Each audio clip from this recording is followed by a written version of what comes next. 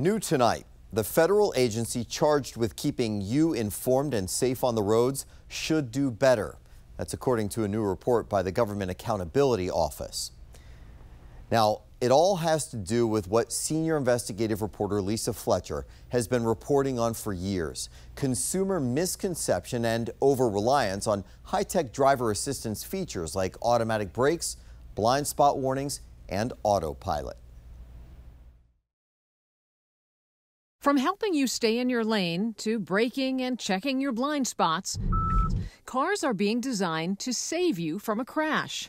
But the features aren't fail-safes, making it crucial that all drivers know the limitations. What are the risks? Drivers don't fully understand the capabilities and the limitations of driver assistance technologies. That could lead to misuse of those technologies, or they could turn them off. They may over-rely on the technology, pay less attention. Andrew Van Ah is the author of a Government Accountability Office report that found 1/3 of drivers surveyed had little to no knowledge about the driver assistance technologies on their vehicles.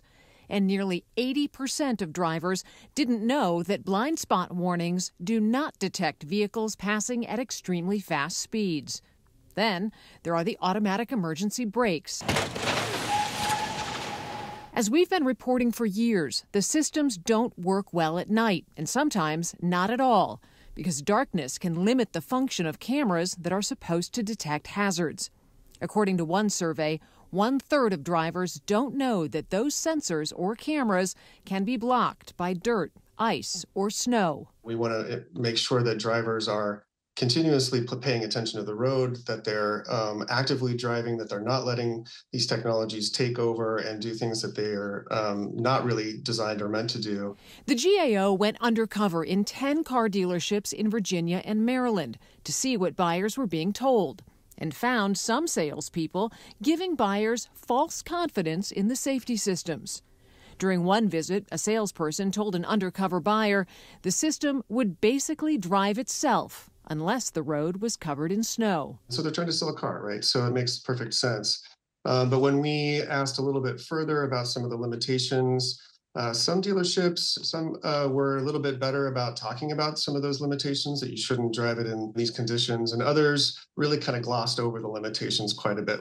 The report found the federal agency in charge of traffic safety, NHTSA, isn't doing enough to get the facts to consumers. We've recommended on a couple of occasions for NHTSA to take action. The agency has been hesitant to sort of move forward with that. About half of the automaker web pages GAO reviewed provided partial or no information on the limitations of driver assistance technologies. Is there a need to streamline all of that information to consumers to reduce risks? It would be useful to have it all in one place. I think there's more that NHTSA could do to bring information down about what's known onto their website to provide a one-stop shop for consumers. To make sure drivers don't get steered in the wrong direction.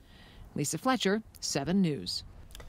The administration has agreed with the recommendations in that report, and to see the latest ratings for partial automation features and to read the full report, just go to WJLA.com.